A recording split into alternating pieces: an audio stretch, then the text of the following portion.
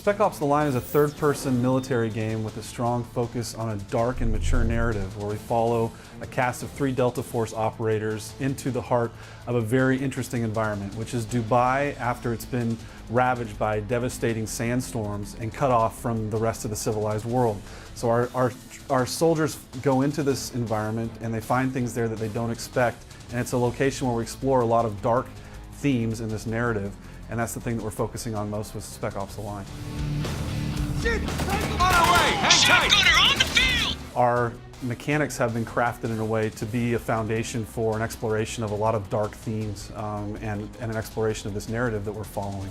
And we've specifically chosen our third-person perspective, which sets us apart from a lot of the other games that are similar to us as well, because we want to watch these characters as they evolve, as they go throughout the different heart-wrenching events throughout the game, and as the player makes a lot of decisions throughout the game. That's one thing that I think is very interesting, is that we place the player into a lot of scenarios where he gets to choose, and he has to make a decision based on his own preconceptions about morality, about these themes that we're exploring in the line as far as about war and about the human existence even. And so we not only want you to enjoy playing the game because it's fun, which obviously is something that's very important to us with all the mechanics that we're engineering, but we also want you to think about those things and stop and contemplate as you progress throughout the game and think about how you would experience those things in real life. The Line is very interesting to me because it's been an opportunity for us to do something that we haven't seen in a lot of other shooters in the genre, and we hope that it's something new and unique for the gaming. There's actually a lot of different types of decisions that the player is making in the line, from very small things that you're doing throughout gameplay that even have to do with soldiers that fall and are injured but not dead, things like that. But then on top of that, we have these different scenarios where the player enters and is asked to make a choice. And each of those choices has ramifications, but some of them are longer than others. But the main thing here is that we wanted the player to think about those things, and it's more a choice for you personally than it is necessarily for those for mechanics or for different positive outcomes that you could possibly have in a lot of other games as you experience moral choices.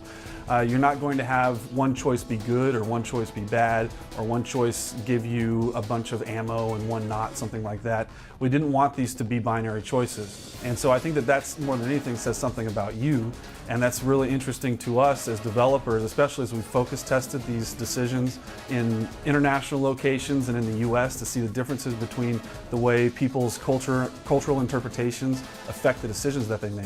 And so we're really asking you to not just play the game and enjoy it. We hope you did, and we hope you do, but to stop and think a little bit. Need you focused on the mission. What mission? We're basically poking a dead dog with a stick. The squad in the line is meant as it's a tool for a number of things that we're doing.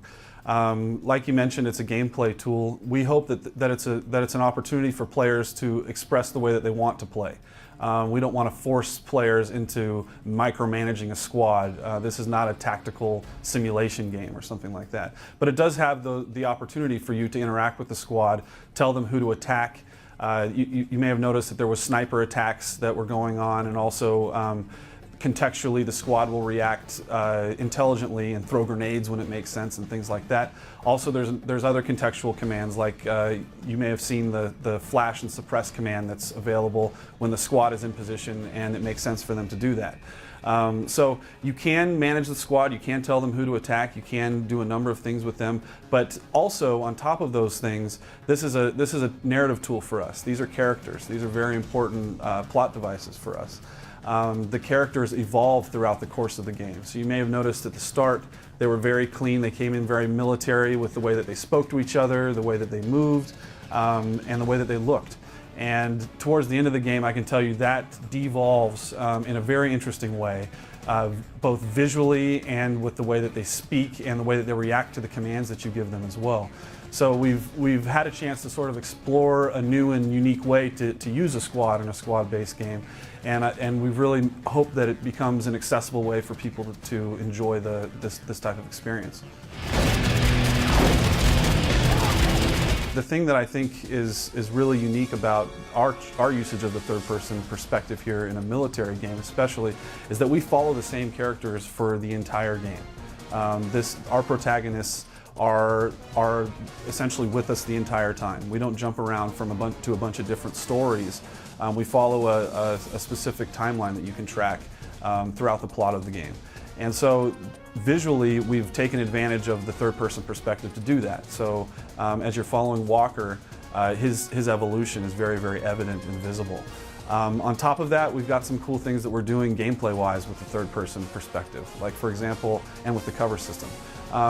You can take cover, but also we have a really cool melee system where you can actually see the characters performing really physical moves, which I think is really interesting, and some unique ones, like if you vault when enemies on the other side of cover, you can kick them in the face and knock them down and things like that. Also, it's tying a little bit into our moral decisions as well, some of the micro decisions that are along the way. You may have noticed that there's enemies on the ground that are bleeding out. Some aren't dead, and also they have resources that you may want. It's really interesting to watch how players express themselves in that case. Some want those guys to just be out of their misery and shoot them really fast. Others want to punish them, and they execute them, so we provided systems for that as well. Other people just want to be away from that as fast as they can, and they leave. And so it's another one of those things where we've used that as a device for our plot and for our themes that we're exploring in the line. Today we're focusing on single player, obviously, but I can tell you that we have a great multiplayer. We're going to be talking a lot more about it in the upcoming months very soon, and I can't really spoil anything else about that for you right now.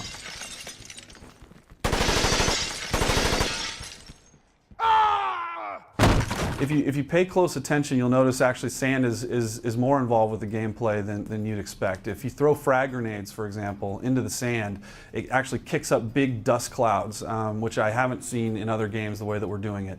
It's one of the things that we've really, since the last time we talked about the game, we really went in and tried to focus on our post-processing, our particle effects, and all those things have to do with sand. And so you'll notice that enemies get sand in their eyes and they're coughing, and the squad reacts to that and takes them out, and you can as well.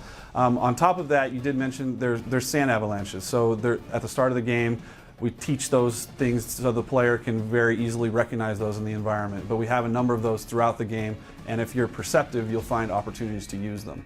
On top of that, we have those sandstorm moments that are in a number of our chapters in the game, where it really kind of turns the tables on the combat. It makes it into a completely different experience, and we've been able to put a lot of work into the physicality of those sandstorms. You'll see them ripping apart buildings and pushing objects and taking out enemies and things like that. And it's been a lot of fun to be able to focus on that, and I'm glad we've had the time to do that. We have a number of very interesting set pieces, basically. So we go from standard combat to these set pieces that add a lot of variety to the scenarios. Like you mentioned, there's a scenario where you fall off of a building and are injured and knocked out, and you wake up and your squad is missing. There's other scenarios where we ride along trucks or we fly a helicopter in a rail shooter sequence. And so we tried to add a lot of variety to the game so that we don't get a monotonous experience as we progress through the plot. And I think we've done a pretty good job of that, and I hope that you guys say the same. I'm reloading! Obviously, in a shooter that's realistic, where you're fighting human enemies, we don't have big boss monsters and things like that. So to add more variety, we have a number of these unique scenarios where you'll come to a location and there's an ambush and you have a very kind of difficult challenge to overcome at that moment. On the harder difficulty levels, you're going to feel really safe behind cover, and you're going to feel really unsafe outside of cover. You're going to see a lot of enemies making movements to flank you. You're going to see enemies that fall back when it makes sense for them to do so. We also have a variety of enemies that we're showing too. You may have seen the knife enemies that were coming at you.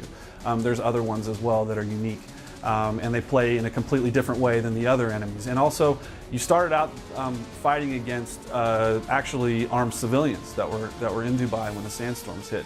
They play much differently than the Special Forces soldiers that you fight later on in the game, and we hope that adds some variety as well. As developers at Jaeger in Berlin, we're a young team. We're a team that a lot of people don't know about. And I feel like together as a team we've come together and we've done something very new and unique and exciting. And I'm really proud of the work that this team has been able to do.